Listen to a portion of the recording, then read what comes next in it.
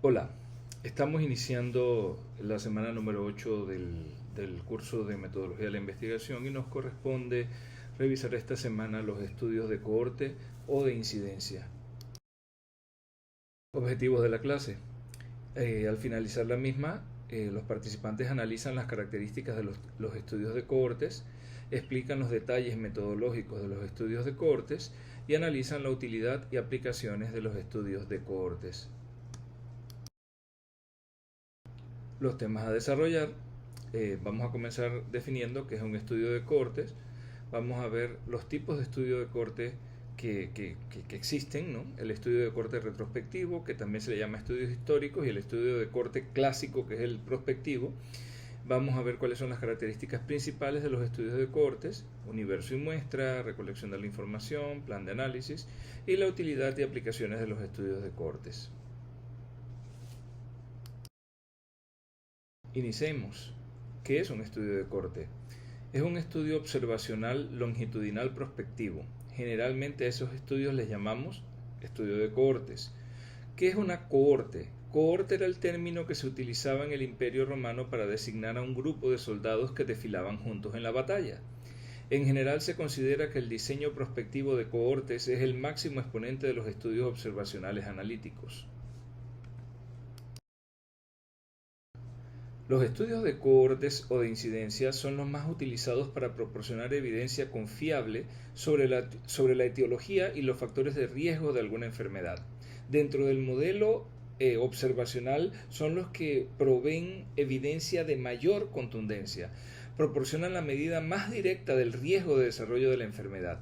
Son útiles para ensayar hipótesis etiológicas comparando grupos expuestos a un factor con respecto a otro grupo que no fue expuesto a dicho factor. Y este es el esquema clásico de un estudio de cohorte prospectivo, del estudio clásico de cohorte, ¿no? Hay una base de población y de ahí tenemos que seleccionar un grupo de población, una cohorte que estuvo expuesta a un factor X y una cohorte que no estuvo expuesta o que no está expuesta a ese factor X. La única diferencia, estos dos grupos, estas dos cohortes deben ser muy comparables y la única diferencia que debe existir entre ambos grupos es la exposición o no a un factor que estamos estudiando. Luego, a esa cohorte, la cohorte de expuestos y la cohorte de no expuestos, le vamos a dar un seguimiento longitudinal a lo largo del tiempo con una vigilancia que va a tener diferente nivel de intensidad y de complejidad dependiendo de lo que estemos estudiando, y la duración de la vigilancia también dependerá del tipo de enfermedad que vamos a estudiar o del resultado que queremos estudiar, y depende de cuánto tiempo pueda demorar en desarrollarse ese resultado y poder alcanzar la mayor cantidad de casos en ambos grupos para poder estudiar la relación y que los resultados sean estadísticamente significativos.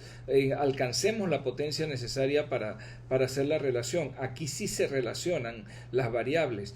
Vemos cuál es la incidencia, por eso también se le llaman estudios de incidencia. Vamos a ver cuál es la incidencia de la enfermedad en el grupo expuesto y podemos ver la incidencia de la enfermedad en el grupo no expuesto y hacer las comparaciones estadísticas necesarias en la tabla tetracórica, y pues tiene su procedimiento estadístico, que no vamos a entrar en estadística como habíamos dicho, pero que sí nos va a permitir correlacionar y saber si existe o no una relación y qué tan fuerte es la relación entre la exposición a ese factor y el desarrollo de la enfermedad.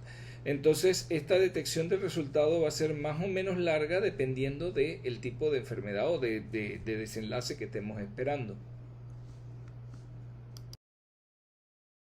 Si esto es así, entonces, ¿cuáles son los objetivos de los estudios de cohorte? Uno de los objetivos básicos es estimar la incidencia de una enfermedad o condición en los individuos expuestos y en los no expuestos al factor de riesgo.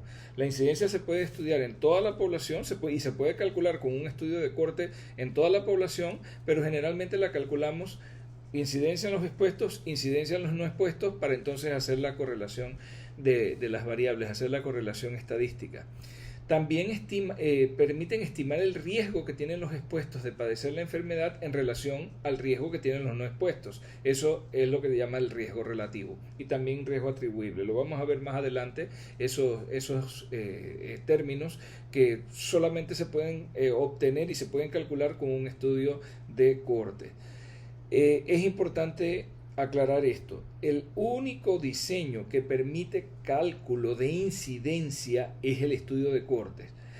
Los otros diseños no me permiten calcular incidencia. Puedo calcular frecuencia de aparición de una enfermedad o de un factor, pero lo tengo que catalogar como frecuencia, pero no incidencia. Para poder calcular incidencia tengo que hacer un estudio prospectivo tipo corte, que es el que me permite entonces hacer la incidencia, ya sea en la población general, y además la incidencia en los expuestos y en los no expuestos a un determinado factor, y hacer la comparación para ver entonces el riesgo relativo y el riesgo atribuible. Entonces eso debe quedar bien claro. El estudio de corte también permite, dentro de sus objetivos, determinar si existe una relación dosis-respuesta. ¿Por qué razón lo permite hacer? Porque yo puedo separar entre el grupo de los expuestos, puedo separarlos en subgrupos de acuerdo a la intensidad o la magnitud de la exposición. Entonces, no solamente me permite calcular si el factor al que hubo exposición está relacionado con el desarrollo de la enfermedad o condición, sino que me permite también verificar si la dosis de exposición al factor X está relacionada, o sea, hay una relación dosis-respuesta con la aparición de una enfermedad o una condición. También permite estimar la fracción atribuible o riesgo atribuible, se lo había mencionado ya, es decir, la proporción de casos que pueden atribuirse al factor de riesgo. Esta medida es muy útil para cuantificar el impacto que tendría un programa de intervención que consiguiera reducir o eliminar el factor de riesgo específico. Esto se los voy a explicar de esta manera. Miren, el riesgo atribuible, por ejemplo, de la infección por virus de papiloma humano para cáncer cervicuterino es prácticamente del 100%, es decir, con los estudios de corte se logró determinar, al tener ese factor atribuible tan alto, que prácticamente la causa del cáncer cervicuterino es la infección por el virus de papiloma humano. Entonces, al saber eso, al haberlo calculado, al tenerlo claro, uno puede cuantificar el impacto que tiene un programa de intervención que consiguiera reducir o eliminar el factor de riesgo específico, en este caso el cáncer cervicuterino, la vacunación.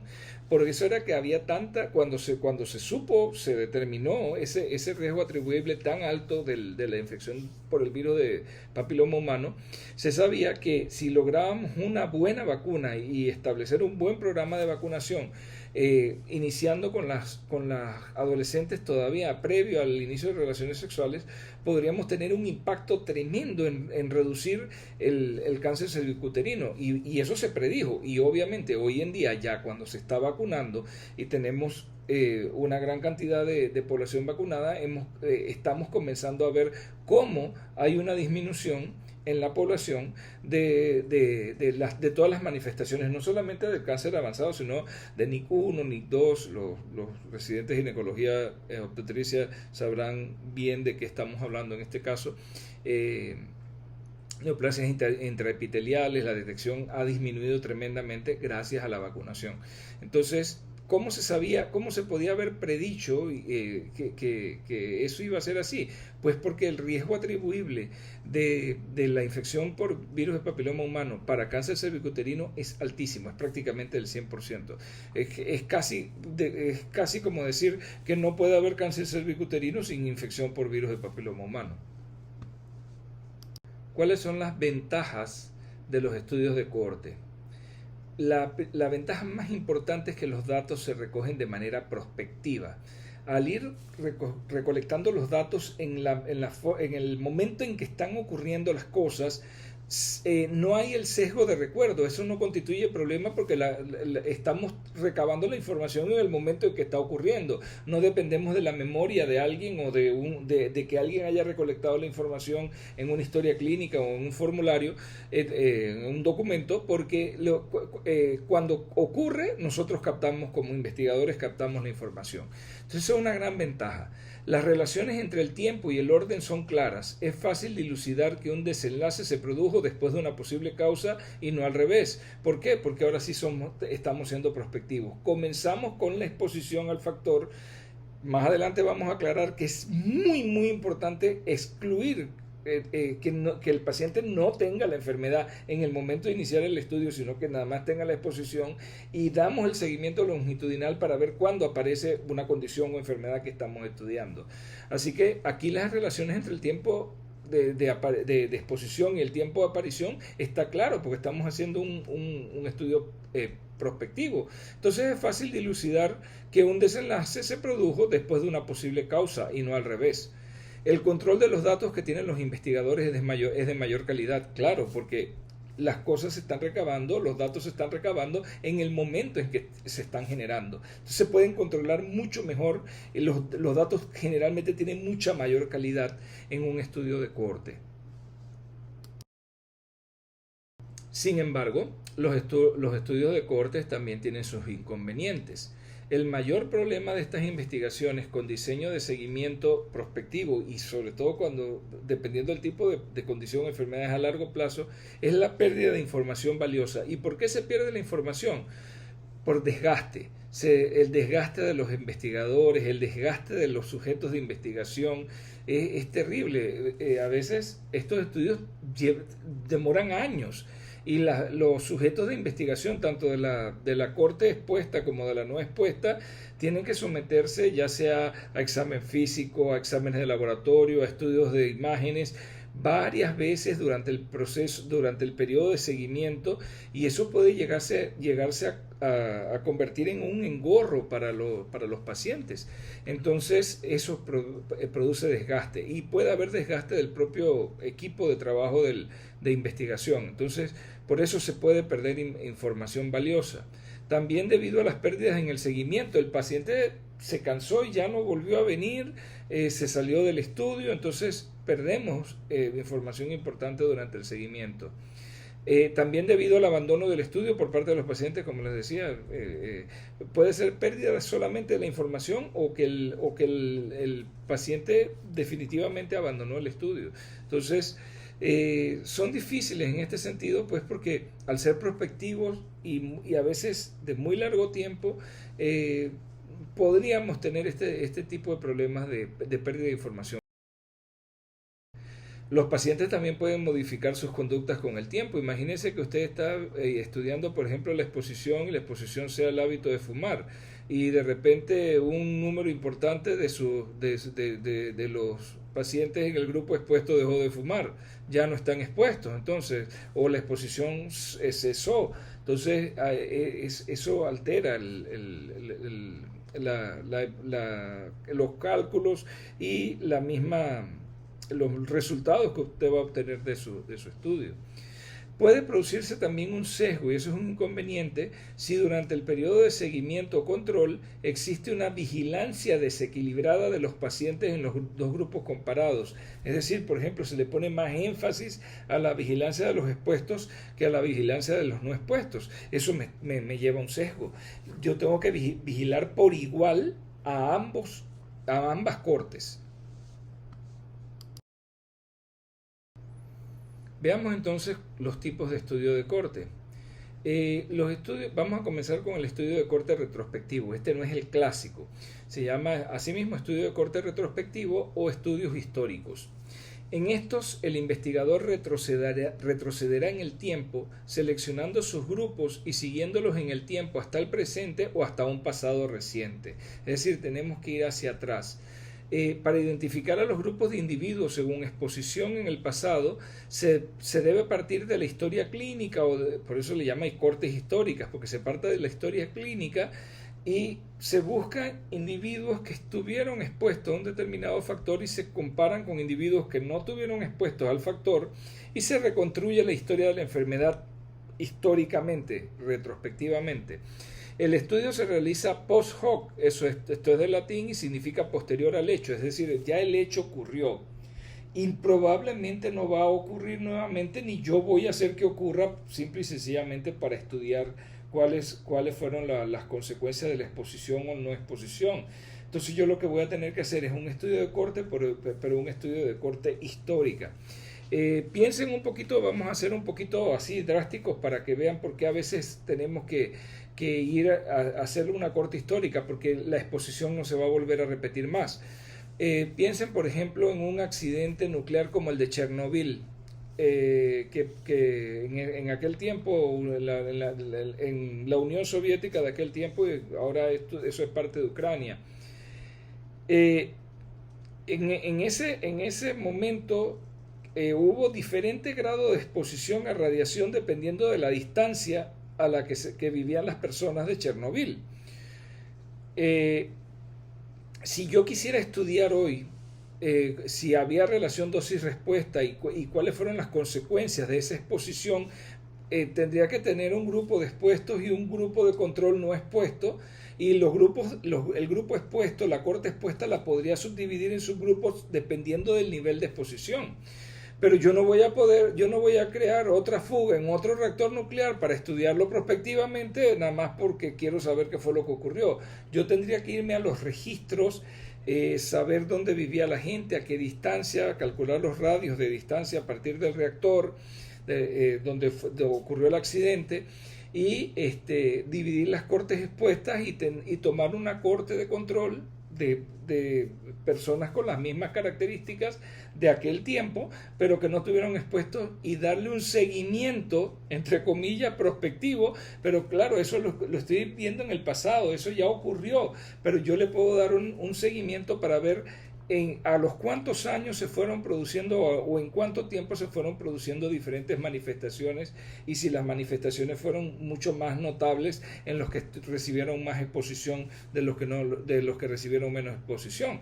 Entonces, eso es para explicar por qué a veces tengo que hacer un estudio de corte histórico, porque la exposición no se va a volver a repetir, se dio en un momento de tiempo y no se va a volver a repetir, ni a nadie se le ocurriría repetirla simple y sencillamente para hacer un estudio, porque fue una cuestión catastrófica. Entonces, hay situaciones en donde yo no puedo repetir el hecho, entonces tengo que estudiarlo posterior, estoy acá en el presente, ya eso ocurrió hace algún tiempo, entonces lo realizo post hoc, posterior al hecho, y tengo que hacer una corte histórica. Los problemas de estos estudios retrospectivos o estudios históricos de corte estos problemas derivan de la falta de información confiable sobre la exposición o la enfermedad en los registros o historias clínicas que estoy revisando. Recuerden que la ventaja que tenía el estudio de corte prospectivo es que yo voy captando los datos a medida que va ocurriendo las situaciones. Acá no, acá yo dependo de lo que esté en los registros, de lo que hay en las historias clínicas, y puede haber ahí falta de información. Entonces, puede ser que no sean confiables. Entonces eso me trae limitaciones. Habitualmente solo se puede clasificar a los individuos en expuestos y no expuestos sin poder cuantificarse el nivel de exposición, a menos que haya información muy, muy específica y muy concreta que me permita medir el grado de exposición. Entonces, son limitaciones que tiene el estudio de corte histórico, los estudios de corte retrospectivo, pero que, ya les digo, muchas veces es la única opción que tenemos porque el evento no se va a volver a repetir. Entonces reafirmamos, estos estudios muchas veces son la única opción para investigar la situación, porque son exposiciones que ya no ocurren y no van a ocurrir más, tratamientos médicos que fueron suspendidos por algún riesgo, y queremos estudiar realmente cuál fue la fuerza de asociación. Tenemos que hacer cortes históricas, no vamos a poder hacerlo de otra manera. En estos casos, bueno, vamos a tener que confiar en los registros existentes o en los recuerdos de los sujetos, los cuales generalmente van a ser incompletos y menos precisos que en un estudio de corte prospectivo, en donde vamos capturando la información en el momento en que están ocurriendo las cosas. Entonces este sería el esquema de un estudio de corte retrospectivo. La flecha amarilla aquí en la esquina es el presente, estamos en el presente, pero ya la exposición ocurrió hace mucho tiempo, entonces yo tengo que regresar en el tiempo y iniciar acá y medir las variables de exposición y descartar en la medida de lo posible perdón, los factores de confusión. Eso sería el basal, y luego entonces clasifico a los sujetos que he podido localizar para hacer la corte histórica, los clasifico como expuestos y no expuestos. Y doy un seguimiento que puede llegar hasta el presente o hasta un pasado reciente para ver cuál fue la magnitud de los resultados en los expuestos y poder comparar con la magnitud de los resultados en los no expuestos, es decir, la incidencia de algún tipo de hallazgo, de enfermedad o de fenómeno que estoy estudiando en los expuestos y la incidencia en los no expuestos y poder comparar y hacer el riesgo relativo y el riesgo atribuible. Si se dan cuenta, la direccionalidad del estudio sigue siendo prospectiva aunque la esté haciendo en el pasado. Yo no estoy comenzando de aquí y estudiando hacia atrás. Yo me voy atrás donde inició la exposición y doy un seguimiento tratando de reconstruir, y es histórico porque no estoy en el presente, eso está atrás. Estoy tratando de reconstruir la historia de la enfermedad con base en los registros e historias clínicas que están disponibles. Pero ¿cuándo hacemos eso? Cuando esta exposición no se va a volver a repetir. Entonces, ni modo, tenemos que usar una corte retrospectiva. Entonces, esto es para comparar y que les quede claro la diferencia entre un estudio de corte histórico retrospectivo y un estudio de casos controles, que ese es el estudio retrospectivo típico, longitudinal retrospectivo típico, el de casos controles.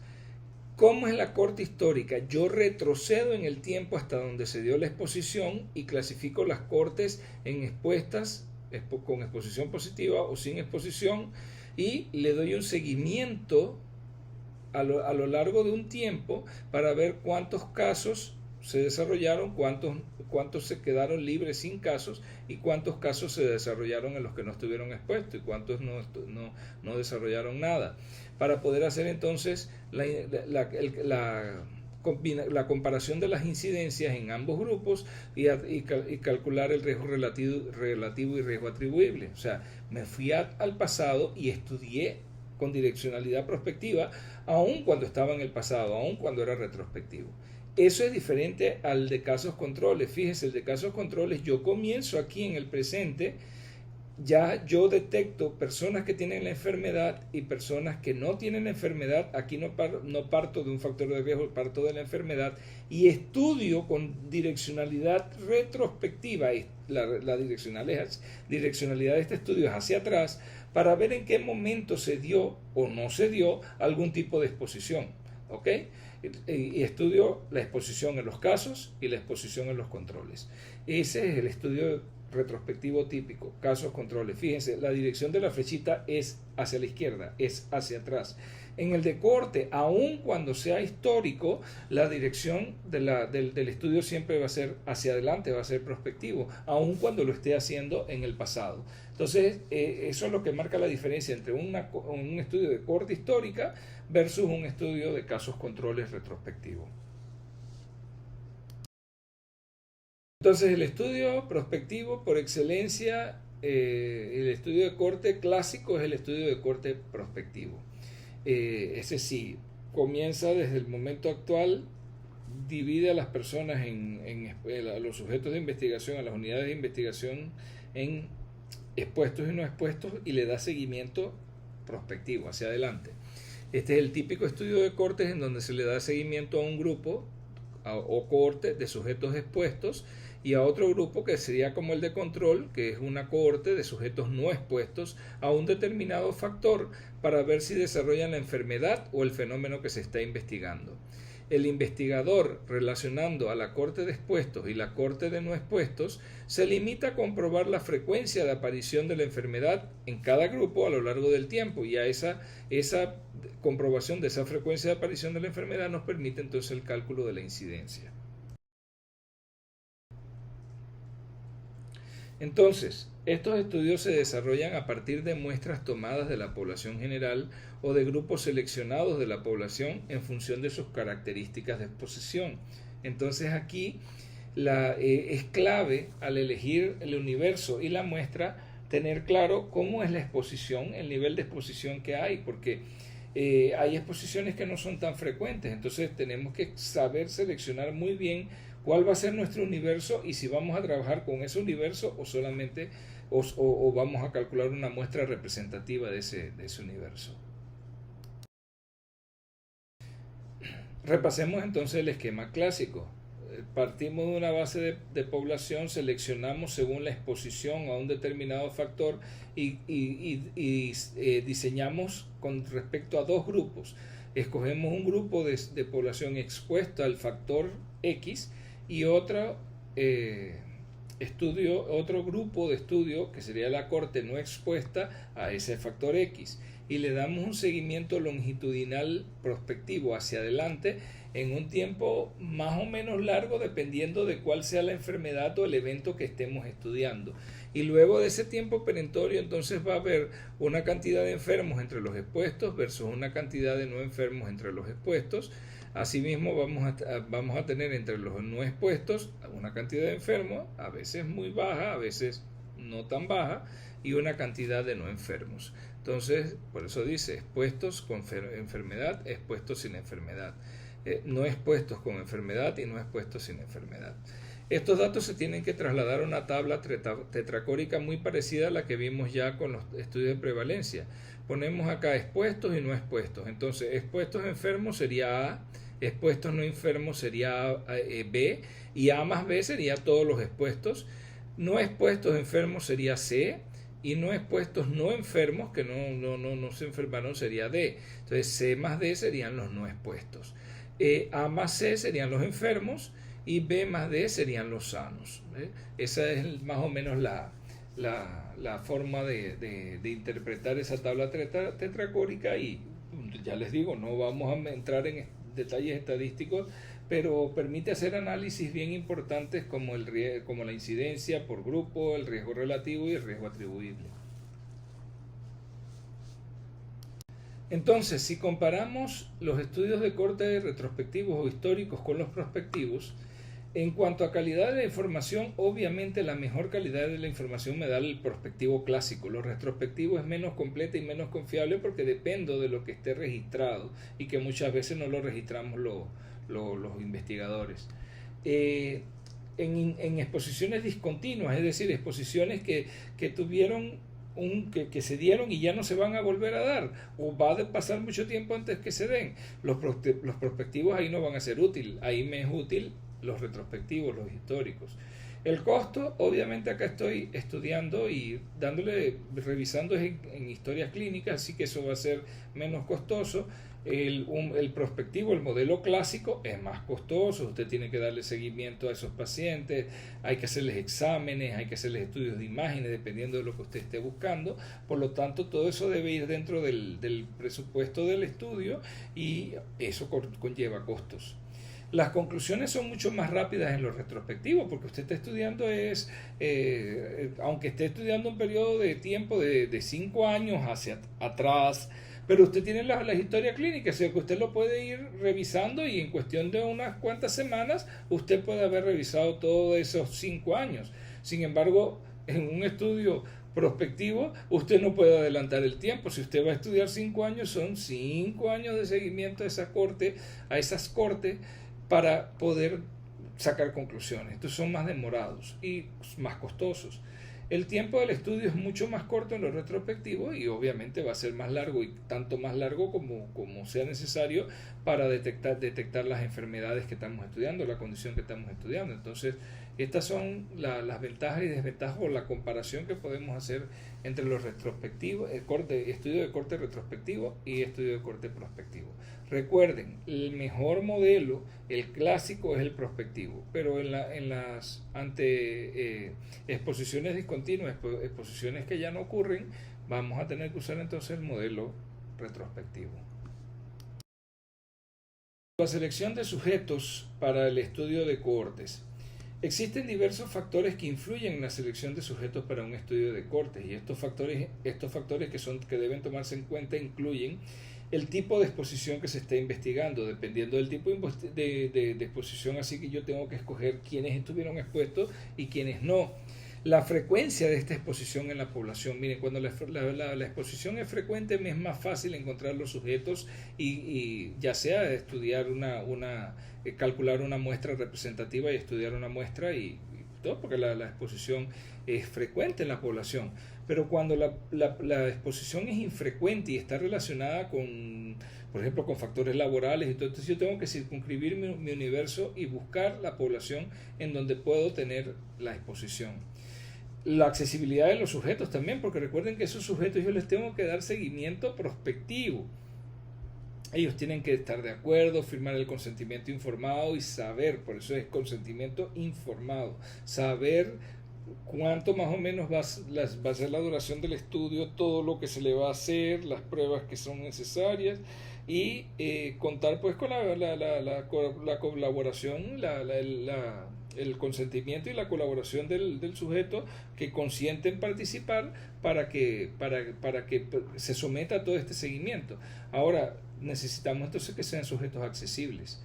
La probabilidad de la participación continua de los sujetos en el estudio, esa es la otra, que pueden decirnos que sí al principio, pero ya después, imagínense un estudio de 5 años y que donde tengo que ir 3 veces al año al médico y me tiene que hacer exámenes de laboratorio, me pullan, cada cierto tiempo tienen que hacerme radiografías o estudios de imágenes. Entonces, obviamente llega un momento en que ya me cansé, me agoté y no quiero seguir participando. Entonces, necesitamos, cuando estamos haciendo este tipo de estudios, escoger, seleccionar sujetos que se mantengan en el estudio. Entonces, para la selección de sujetos, en la elección de la corte expuesta al factor de riesgo, es fácil cuando la exposición y la enfermedad son frecuentes. Cuando la exposición y la enfermedad son muy frecuentes, los estudios se realizan en la población de un área geográfica o administrativa bien definida. Yo puedo hacer el estudio en el país, o en una provincia, o en una región compuesta por 2 o 3 provincias, porque la exposición es frecuente y la enfermedad también es frecuente. Pero sin embargo, si la exposición es rara, debido a las dificultades y costos que representaría estudiar una muestra de la población general expuesta a dicho riesgo, que es escasa, entonces mejor se selecciona el grupo específico. No se trabaja con la población general, sino trabajamos con el grupo específico donde puedo encontrar la exposición. Puede ser que la exposición tenga que ver con algún tipo de exposición laboral o de otro tipo que me circunscribe la exposición a un determinado grupo. Entonces pues trabajo con ese grupo. Recuerden que tan importante es la selección de los sujetos de la corte expuestas como la elección de la corte no expuesta al factor de riesgo. Esa también uno tiene que ser muy cuidadoso al seleccionarla. Su función es estimar la frecuencia de la enfermedad, es decir, la incidencia de la enfermedad en la población de donde proviene la corte no expuesta. Es necesario que la corte no expuesta sea comparable a la corte expuesta respecto a todas las demás variables que se consideren pronósticas de la enfermedad. Es decir, deben ser comparables, con excepción del factor estudiado, del factor de riesgo estudiado. Es decir, no debe haber mayores diferencias entre la corte expuesta y la corte no expuesta, solamente la diferencia debería ser la exposición, que la corte expuesta se expuso a un determinado factor. En lo demás deben ser comparables. Entonces, según la exposición también puede haber una clasificación. Se debe asegurar que las personas elegidas para participar no tienen la enfermedad objeto de la investigación, es decir, nada más fueron expuestos, no están enfermos. Porque recuerden que lo que yo voy a estudiar a lo largo del tiempo, de forma prospectiva, es la aparición de la enfermedad o condición. Entonces, si ya la persona lo tiene, no la puedo meter en el estudio, ya tiene la enfermedad. Yo tengo que tomar nada más personas que fueron expuestas y que no tienen la enfermedad. Luego se distribuyen los sujetos según niveles y tiempo de exposición, es decir, lo que les decía hace un rato, yo puedo trabajar con la corte homogénea de todos los expuestos, pero si la exposición tuvo diferentes magnitudes, es decir, diferente grado de intensidad o fue por mayor tiempo en algunos y por menor tiempo en otros, entonces yo puedo subdividir la corte de expuestos en otros subgrupos, es decir, los que tuvieron mayor tiempo de exposición, menor tiempo de exposición o mayor dosis de exposición o menor dosis de exposición. Esta clasificación entonces se puede hacer mediante cuestionarios, por examen físico o por prueba de laboratorio. Por prueba de laboratorio cuando es algo medible, que me permite medir si la persona estuvo más o menos expuesta. Por examen físico es si hay algo visible que me lo permita determinar, o por cuestionario es preguntándole a la persona cuándo y cómo estuvo expuesta. Se aprovecha para obtener información sobre otras variables pronósticas, es decir, hay que tener la mayor información posible de estos sujetos de investigación.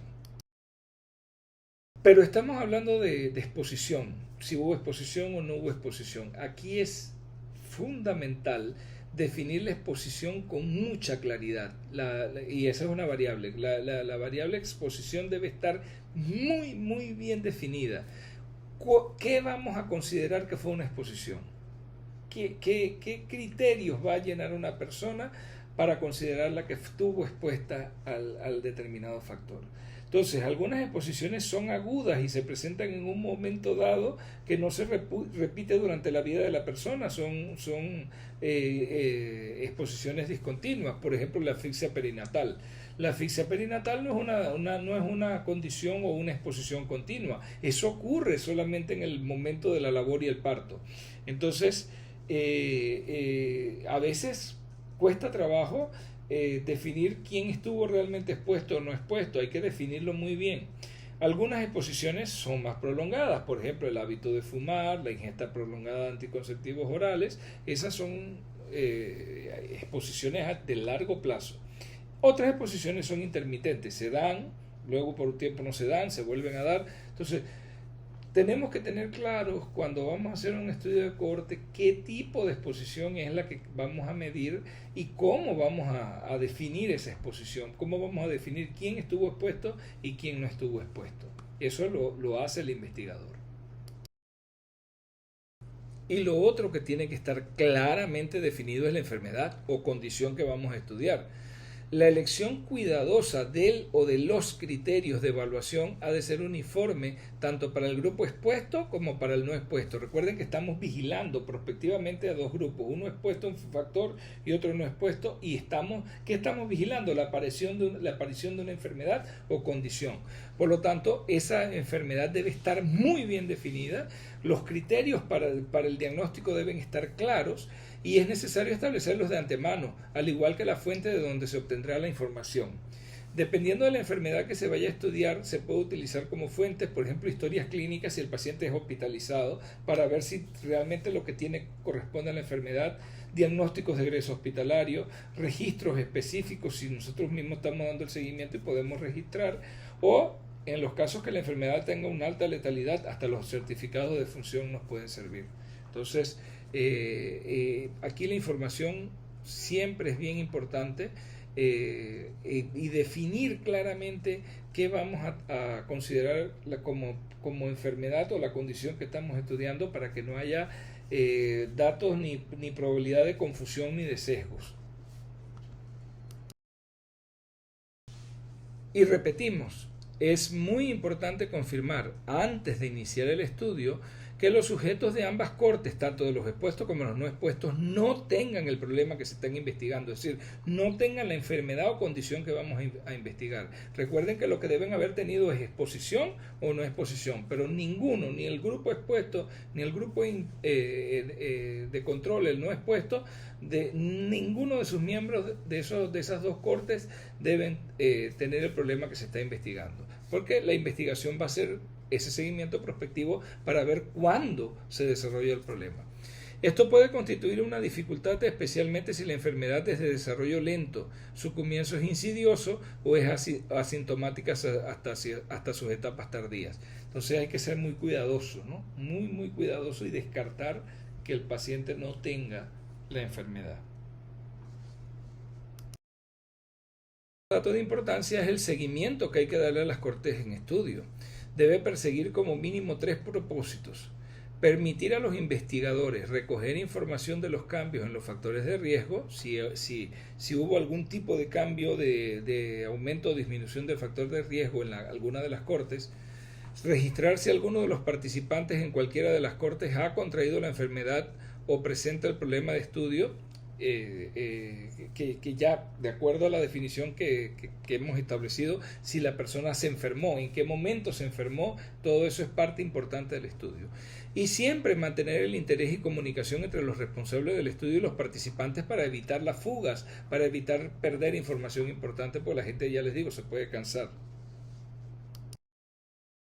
Los procedimientos de seguimiento varían de estudio a estudio y dependen de la enfermedad o de la condición que estemos estudiando.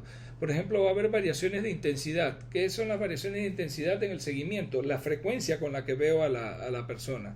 Y recuerden que estamos hablando de estudios prospectivos que generalmente tienden a ser largos. Entonces, si yo programo citas muy seguidas de seguimiento, de vigilancia, el paciente se cansa más rápido o sea, hay que utilizar con el conocimiento que se tenga más o menos de la evolución de la enfermedad, tratar de espaciar las evaluaciones para poder entonces dar un seguimiento y que el paciente no haya deserción del estudio. Variaciones en complejidad, pues como les decía, algunas veces nada más va a ser entrevistar al paciente, que a veces puede ser hasta una entrevista telefónica, pero ¿qué pasa si le tengo que hacer exámenes de laboratorio, si tengo que,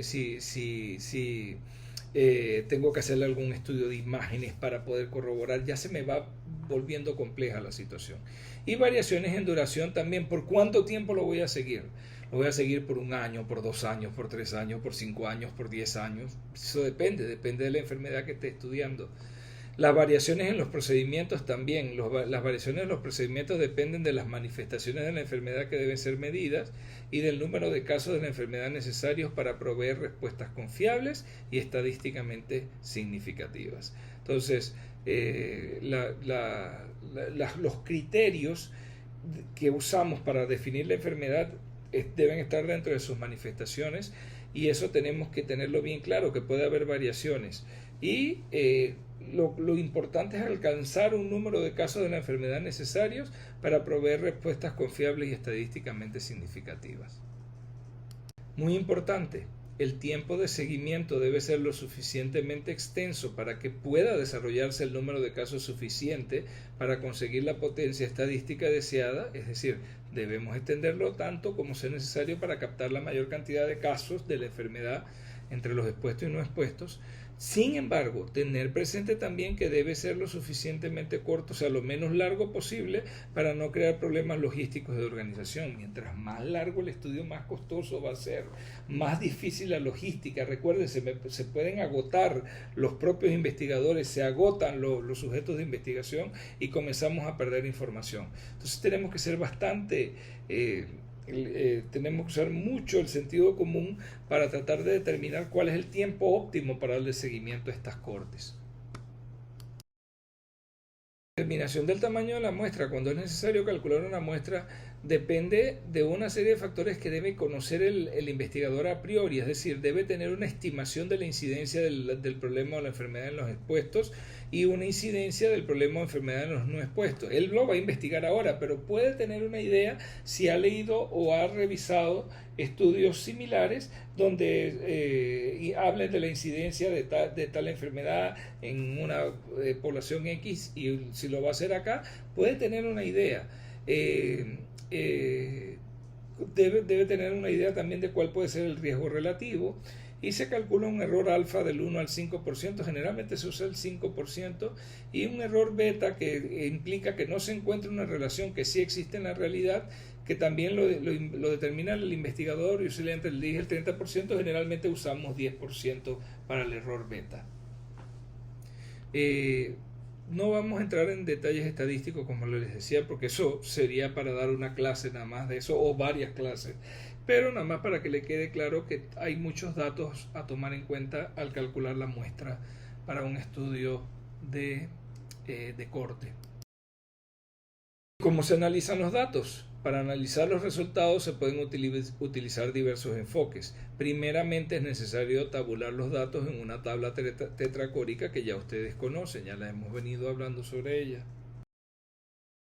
Y de esa tabla necesitamos entonces calcular la significancia estadística de la tabla, y usamos la prueba de chi cuadrado.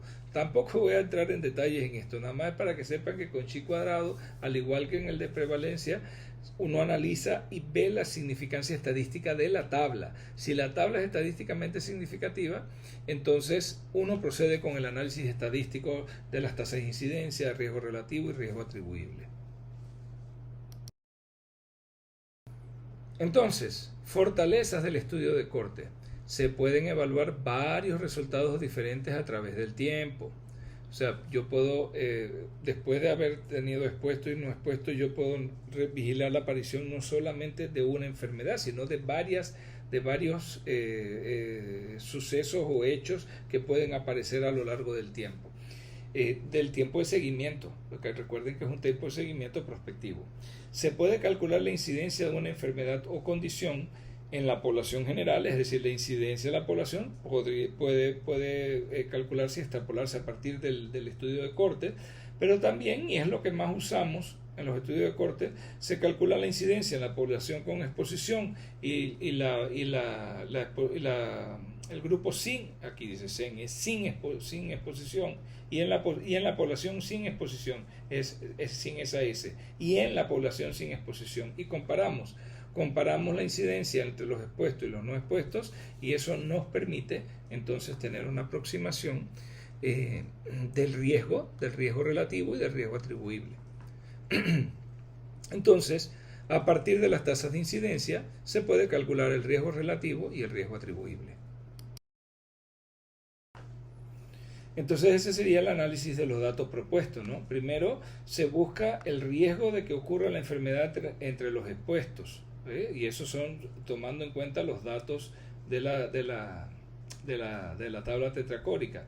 El resultado puede variar entre 0, es decir, ninguna persona se enfermó entre los expuestos, y 1, todas las personas expuestas se enfermaron. Es entre 0 y 1. ¿Y por qué? Porque son, podríamos decir, como porcentajes, dividir la cantidad de personas que se enfermaron en el grupo de expuestos entre la cantidad total de personas en el grupo de expuestos. Eso me da el riesgo entre los expuestos. Y el riesgo entre los no expuestos es la cantidad de personas que se enfermaron entre los no expuestos, y lo dividimos entre el total de no expuestos.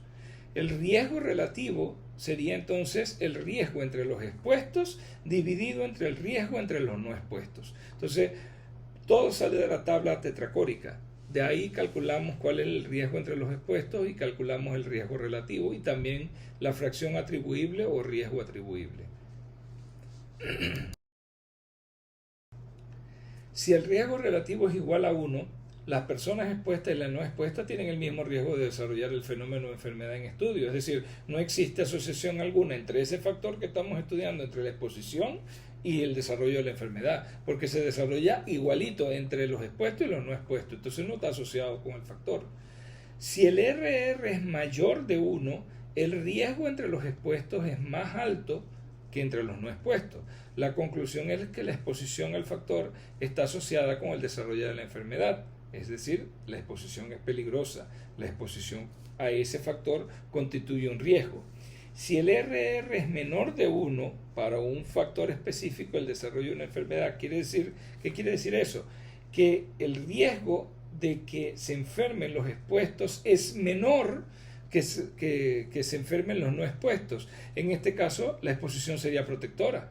La exposición protege de que se desarrolle la enfermedad, porque los que se expusieron tienen menos riesgo de enfermar que los que no se expusieron al factor específico. Entonces ese factor debe ser protector. Y el riesgo atribuible, que no es más que la diferencia de riesgo o el exceso de riesgo. Se estima el riesgo atribuible, esta fue la propuesta de Miettinen, riesgo atribuible es igual al riesgo en los expuestos menos el riesgo en los no expuestos. Indica la fracción del riesgo de los expuestos que se debe solamente al factor en estudio.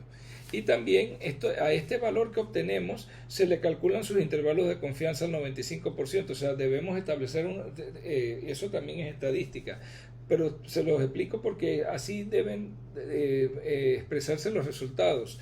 uno dice, por ejemplo, que el riesgo atribuible es de un tanto por ciento, pero con un intervalo de confianza al 95% va entre tanto y tanto por ciento. Y ahí se puede ver si es significativo o no. Porcentaje de riesgo atribuible es el riesgo atribuible dividido entre el riesgo entre los expuestos.